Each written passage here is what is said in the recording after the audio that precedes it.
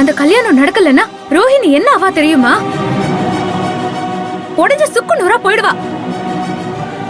சிதம்பரம் தாத்தாவோ அம்சவேணி பாட்டியோ உயிரோடவே இருக்க மாட்டாங்க. ஹே, நீ பண்றதெல்லாம் பாவம். புல்ஷிட். நீ ரொம்ப ஓவரா ரியாக்ட் பண்ற. நீ அந்த குடும்பத்தோட கொஞ்சம் பழகுனதால இந்த விஷயத்தை ரொம்ப எமோஷனலா எடுத்துக்கிற. அந்த குடும்பத்தோட பழக்கமே இல்லைன்னா நாம அந்த விஷயத்தை எப்படி எடுத்துருப்போம் யோசிச்சு பாரு. 500 பெருசா 100 பெருசான்னு பார்த்துட்டு 500 செலக்ட் பண்ணிட்டு போய்கிட்டே இருப்போம். யாரும் அப்படி முடிவு பண்ணிட்டு போக மாட்டாங்க. நல்ல குடும்பத்துல பிறந்தவங்க, மனிதாபிமானத்தோட இருக்கிறவங்க யாருமே இப்படி எல்லாம் பண்ண மாட்டாங்க. இப்ப என்ன, நான் நல்ல குடும்பத்துல பிறக்கலன்னு சொல்ல வரியா?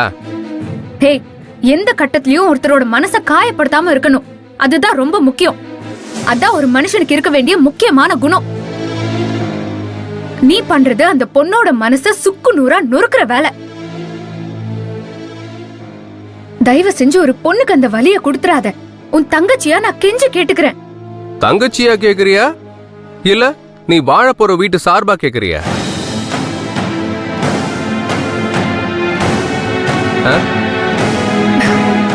ஹே, நீ நினைக்கிற எந்த விஷயமும் உண்மை கிடையாது.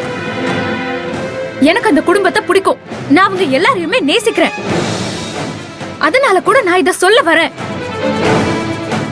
டேய், இது சரியில்லடா. பெண் பாவம் பொல்லாதது. நீ இந்த கஷ்டத்தை ரோஹிணிக்கு கொடுக்க கூடாது. நீ வர்ஷாவை பாத்திருக்கியா? வர்ஷாவோட வீட்டை பாத்திருக்கியா?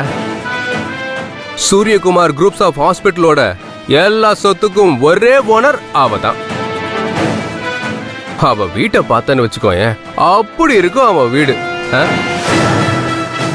நீ அவளை நேர்ல பார்த்தனா இப்பெல்லாம் பேசவே மாட்டேன். ஒரு பெரிய வாழ்க்கை எப்பவுமே இந்த மாதிரி திடீர்னு தான் நம்ம கண்ணு முன்னாடிலாம் வரும். அப்ப இந்த சென்டிமெண்டல் இடியட்ஸ் இருக்காங்கல்ல, நீதி நியாயம் எல்லாம் பேசிட்டு அந்த வாழ்க்கையை அப்படியே கோட்டை விட்டுருவாங்க. ஆனா புத்திசாலி வேற எதை பத்தியும் யோசிக்காம அந்த வாழ்க்கையை சூஸ் பண்ணி அந்த வாழ்க்கைக்குள்ளேயே போயிடுவான். இப்ப சொல்லு, என்ன முட்டாளா இருக்க சொல்றியா இல்ல புத்திசாலியா இருக்க சொல்றியா?